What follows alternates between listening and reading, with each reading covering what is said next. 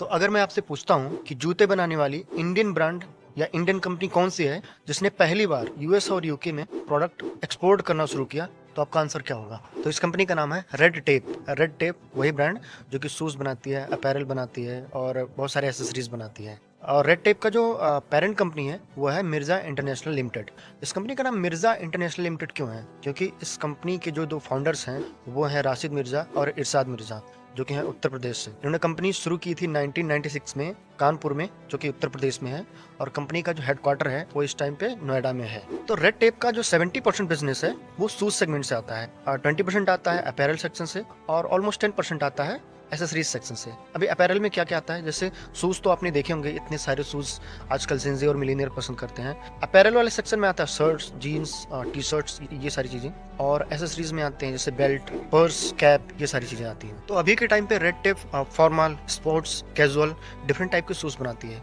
लेकिन जब 1996 में शुरू हुई थी कानपुर में, तो उस टाइम पे सिर्फ लेदर के शूज बनाते थे और उन्हीं लेदर के शूज को इन्होंने यूके और यूएस में एक्सपोर्ट करना शुरू किया था। अब आप लोगों ने सुना ही होगा कि कानपुर लेदर के लिए फेमस होता था उस टाइम पे 1996 में, तो कंपनी भी वहीं से शुरू हुई थी। बात करें कि रेड टेप इतना मार्केट में चल क्यों रहा है, तो मुझे जो समझ में आता है वो ये है कि इनके जो डिज़ाइन है शूज़ की, वो प्रीमियम क्वालिटी के जो शूज़ आते हैं वैसे डिज़ाइन होते हैं। दूसरा, इनका जो बिजनेस मॉडल है वो D2C और मार्केट प्लेसेस पे है और इनके ऑफलाइन स्टोर्स भी हैं। तो ये दो रीजंस मुझे ज़्यादा स्ट्रॉन्ग लगते हैं। बट कंपनी का कुछ नेगेटिव पॉइंट भी है, जैसे कि जो प्रोडक्ट की क्वालिटी है वो कहीं ना कहीं कॉम्प्रोमाइज्ड है।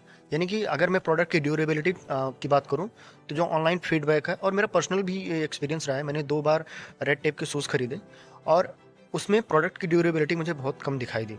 इवन दो प्रोडक्ट जो है वो मिड रेंज के ही थे, हाई रेंज का तो नहीं बोलूँगा मैं, बट ड्यूरेबिलिटी कम थी रेड टेप की। दूसरी जो प्रॉब्लम है वो ये कि रिटर्न पॉलिसी और जो कस्टमर सेटिस्फैक्शन के जो पॉइंट्स हैं उनमें कहीं ना कहीं कंपनी अभी उतने अच्छा परफॉर्म नहीं कर रही है। तीसरा जो कंप्लेंट आता है कस्टमर्स का, वो ये आता है कि जो साइजिंग है, जो ऑनलाइन साइजिंग है और जो ऑफलाइन जो आउटलेट्स पे बिकते हैं, उनमें कहीं ना कहीं कोई डिफरेंसेस होते हैं। जो कंफर्ट लेवल होता है उसमें डिफरेंसेस होते हैं। यानी कि जो ऑनलाइन शूज़ खरीदे जाते हैं या जो ऑफलाइन शूज़ खरीदे जाते हैं उनमें डिफरेंसेस होते हैं। और मुझे लगता है यही कुछ नेगेटिव रीजंस हैं जिनकी वजह से कंपनी का पिछले कुछ क्वार्टर्स में जो रेवेन्यू है वो ऑलमोस्ट 25% तक गिर गया और प्रॉफिट ऑलमोस्ट 40% तक गिर गया था। हालांकि पिछले फाइनेंशियल ईयर में इन्होंने ऑलमोस्ट 2200 करोड़ रुपए का धंधा किया था, यानी रेवेन्यू किया था। तो एक कंपनी जो कि यूपी में कानपुर के शहर से शुरू हुआ, उन्नाव में मैन्युफैक्चरिंग स्टार्ट किया और नोएडा में इस समय उसका हेडक्वार्टर है, वो छोटे से शुरुआत से इतनी बड़ी कंपनी बन गई।